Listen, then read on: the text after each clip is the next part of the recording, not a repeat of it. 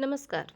आइए आज हम लोग किरातार्जुनीयम का 15 श्लोक से लेकर 20 श्लोक तक देखेंगे। तो अभी तक हम लोगों ने देखा कि साम दान दंड भेद जो 4 उपाय हैं किसी भी शासन व्यवस्था के लिए, उसमें से कुछ की चर्चा हो चुकी थी। जैसा कि दंड के लिए आपने पढ़ा कि जो गुरुओं के द्वारा उपदिष्ट दंड भेद है, उसमें अपने शत्रु और अपने पुत्र दोनों में एक समान व्यवहार करना चाहिए, और ऐसा ही व्यवहार कौन कर रहा है? दुर्योधन कर रहा है। दान, वह दान भी ऐसा देता है कि जब दान देता है तो उसके साथ सत्कार भी, आदर भी देता है। वो जो अनुचर हैं, उसके गुप्तचर हैं, भृत्य हैं, सेवक, उन सबको जब सम्मान देता है, जब सत्कार करता है तो उसके साथ धन देता है। और जो उसके मित्र हैं, उन मित्रों का जब सत्कार करता है तो उनके गुणों का बखान करता है।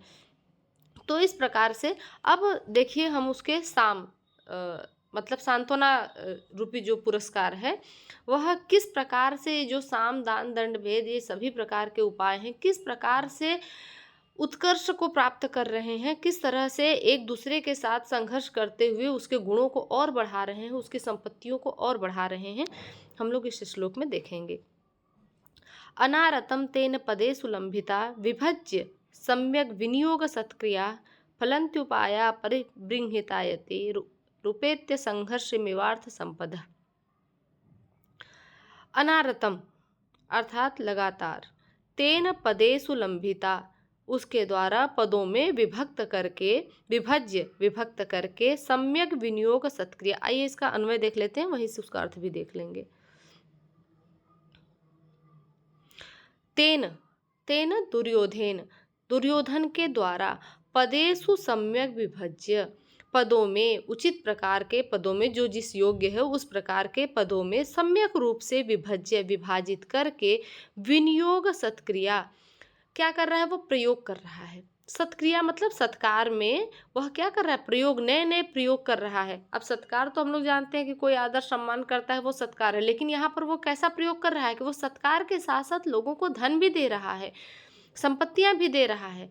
तो नए प्रयोग करके, लंभिता उपाया, नए उपाय को करके, मानो संघर्षम उपेत्य, संघर्ष करती हुई, परिबृंहितायति, चिरकाल तक, लंबे समय तक, अर्थ संपत्ति, अनारतम फलंती, निरंतर लगातार फलित हो रही हैं। तो दुर्योधन के द्वारा विभिन्न प्रकार के पदों में विभज्य अर्थात विभाजन करके, विभिन्न प्रकार के प्रयोग करके, जो उसके साम दान दंड इत्यादि उपाय हैं, यह उपाय मानो आपस में ही संघर्ष करते हुए, आपस में ही स्पर्धा करते हुए, स्पर्धा करना मतलब कंपटीशन, साम दान और दंड भेद, ये जो चारों उपाय हैं आपस में ही क्या कर रहे हैं? स्पर्धा कर रहे हैं। और इस प्रकार से स्पर्धा को प्राप्त करते हुए उसकी जो अर्थ संपत्तियां हैं वह लंबे समय तक, चिरकाल तक फलित हो रही हैं।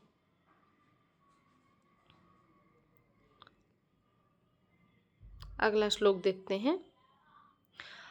अनेक राजन्य रथास्व संकुल तदीयमास्थान निकेत नाजिरम नयत्य युग्म छद गंधिराद्रता भृषण नृपोपायन दंतिनाम मद। यहाँ पर कह रहे हैं कि जो उसके दुर्योधन के घर का आंगन है, जो उसका महल है, उसका आंगन, आस्थान और निकेतन, निकेतन मतलब जो जहाँ पर हम निवास करते हैं, और आस्थान मतलब जहाँ पर स्थित रहने का, रुकने का स्थान हो, ऐसे दोनों जगह के आजिरम अर्थात आंगन में, तदीयम अर्थात उस दुर्योधन के घर के और महल के प्रांगण में, उसके आंगन में अनेक राजाओं के रथ और अश्वों के संकुल लगे हुए हैं। नयति युग्म छद गंधिरार्द्रता, सप्त छद एक न युग्म अर्थात जिसमें युग्म नहीं है, युग्म मतलब जोड़ा। तो आप देखेंगे जो सप्त छद वृक्ष होता है, सप्तपर्णी का वृक्ष होता है, सप्तपर्णी के वृक्ष में 2 पत्ते नहीं होते, 1 होगा, 3 होगा, 5 होगा, 7 होगा, ऐसे होता है। तो जो सप्तपर्णी होता है उसमें 7 ही पत्ते होते हैं, उसमें 1 2 3 नहीं होता है, सप्तपर्णी में 7 ही होते हैं। तो उसी के लिए उसको ही युग्मछद भी कहा जाता है। तो उसके गंध के समान, आर्द्रता मतलब गीलेपन को, भृशम अत्यधिक, नृप उपायन दंतिनाम मदः, नृप के उपायन मतलब उनके जो राजागण हैं उन राजाओं उपहार स्वरूप, राजाओं के उपहार स्वरूप जो रथ भेजे गए हैं, जो गज और अश्वों से भरे हुए हैं, वो दिन रात वहां पर उनके रुकने से वहां की जो वहां का प्रांगण है वो गीला हो गया है उनके मद से। इसका अन्वय देखते हैं और अर्थ देखते हैं। अयुग्म छदगंधी, अयुग्म छदगंधी मैंने बताया कि सप्तपर्णी के वृक्ष को कहा जाता है।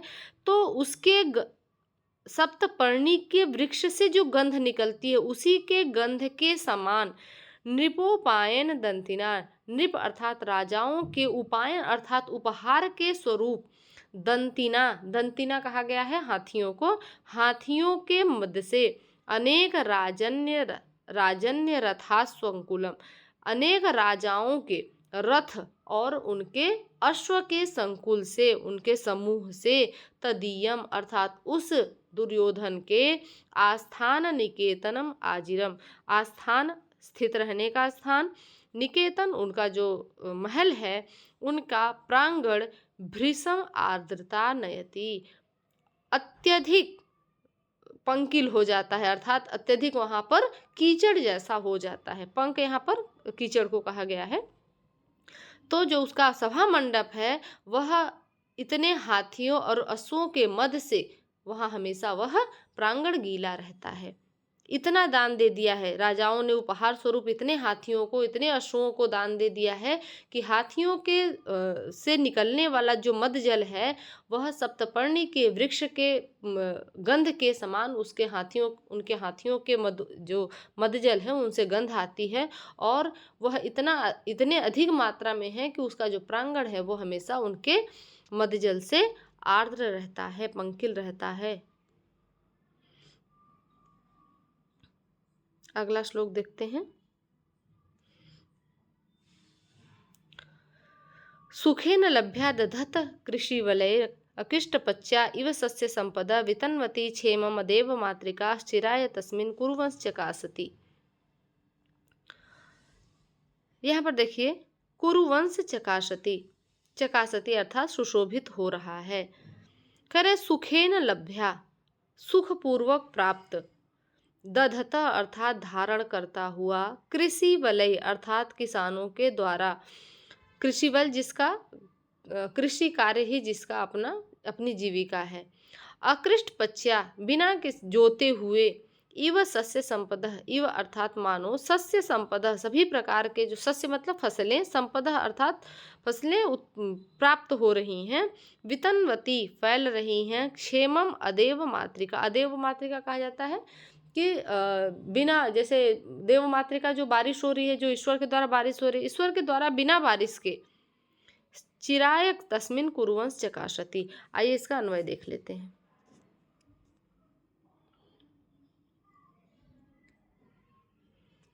चिराय अर्थात लंबे समय के लिए, लंबे समय से, तस्मिन अर्थात दुर्योधन द्वारा, क्षेम वितन्वती, दुर्योधन क्या कर रहा है, अभी तक हम लोग पढ़ रहे थे ना कि जब उसने भेजा, दुर्योधन युधिष्ठिर ने भेजा वनेचर को पता करने के लिए कि जाओ उस दुर्योधन के शासन व्यवस्था को के बारे में पता लगा कर आओ। तो हम लोग पूरा अभी तक ये जो 15-16 श्लोक पढ़ चुके हैं वह उसके जो शासन व्यवस्था है उसी के बारे में है कि वो कितनी अच्छी प्रकार से, जो उसको जुए में उसने छल से जीत लिया था, उस राज्य को, उस शासन व्यवस्था को पुनः वह कैसे जीतना चाह रहा है, अपने नीति से जीतना चाह रहा है।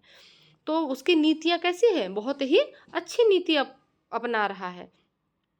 तो अब क्या कर रहा है, चिरकाल से, नीति अच्छी है तो चिरकाल से दुर्योधन द्वारा, बहुत लंबे समय से दुर्योधन ने क्या किया है, प्रजा का कल्याण किया। क्षेमम वितन्वती, क्षेमम अर्थात कल्याणम, वितन्वती मतलब विस्तारित कर रहा है, फैला रहा है, लंबे समय तक वह लोगों का क्या कर रहा है, कल्याण कर रहा है। अदेव मातृका, अदेव मातृका अर्थात जो बारिश का जल नहीं है, देव के द्वारा नहीं बरसाया गया है, अदेव मातृका अर्थात वर्षा के जल के भरोसे न रहने वाला, कुरुवह कुरु प्रदेश, अकृष्ट पच्या, अकृष्ट पच्या अर्थात बिना जोती गई, बिना आकृष्ट की गई, बिना जोती गई, जब हम कोई फसल लगाते हैं तो क्या करते हैं, पहले उसकी जुताई करते हैं, फिर उसमें फसल लगाते हैं तो वो फसल अच्छी होती है। कभी आप ऐसे ज़मीन पर कुछ भी दाने फेंक देंगे तो उतनी अच्छी फसल नहीं होगी। लेकिन यहाँ पर चिरकाल से, लंबे समय से दुर्योधन प्रजा का इतना कल्याण कर रहा है, करते रहने के कारण वर्षा के जल की उसको आवश्यकता नहीं है। वर्षा के जल के बिना भी वह इतनी व्यवस्थाएं रखा है कि कुरु प्रदेश बिना जोती गई भूमि में भी पकी हुई जो फसल है उससे अनायास सस्य संपदा को प्राप्त हो रहे हैं। जो किसान है वो क्या कर रहे हैं, अनायास ही उनके खेतों में सस्य संपदा फसलें उग रही हैं और किसान सुशोभित हो रहा है।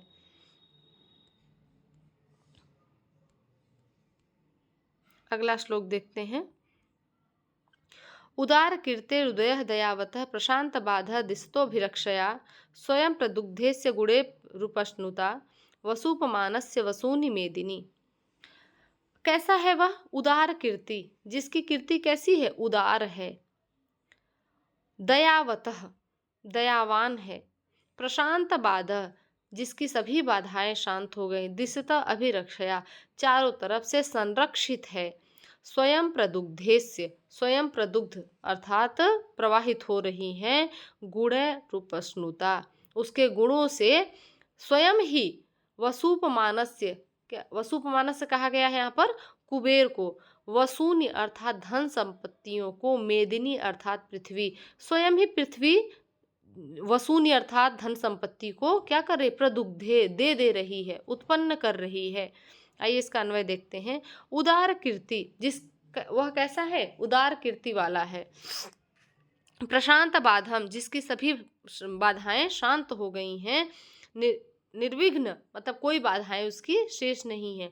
अभिरक्षया, अभिरक्षित है, चारों तरफ से उसको संरक्षण प्राप्त है।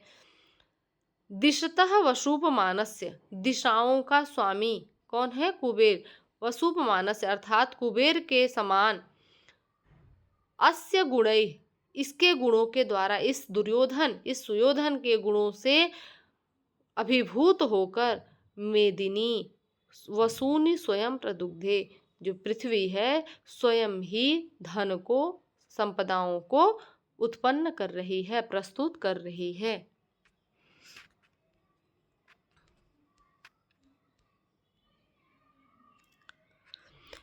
महोजसो मान धना धनार्चिता धनुभृता संयति लब्ध कीर्तय न संहतास्य नाभिन्न वृत्तय प्रियाणि वाच्छन्त्य शुभि समीहितुम।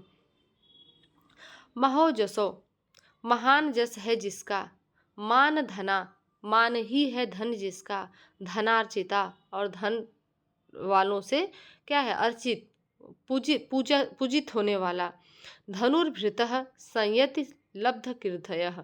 आइए इसका अन्वय देखते हुए फिर इसका अर्थ भी वहीं देख लेंगे। वीडियो थोड़ा लंबा हो रहा है तो हम लोग थोड़ा जल्दी जल्दी इसको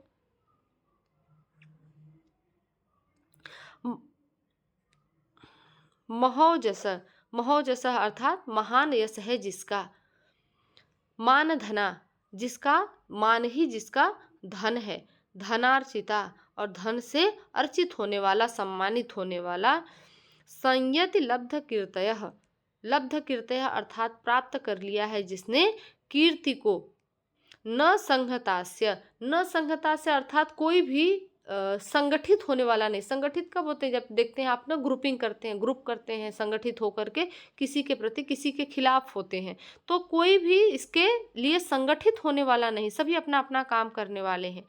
न भिन्न वृत्तयः, न भिन्न वृत्तय, वृत्य अर्थात आचरण, किसी का विरुद्ध आचरण नहीं है। धनुभृतः, धनुष को धारण करने वाला, अशुभि तस्य प्रियाणि समीहितुम वांछति, कोई भी संगठित होने वाला नहीं है, कोई भी उसके विरुद्ध आचरण करने वाला नहीं है।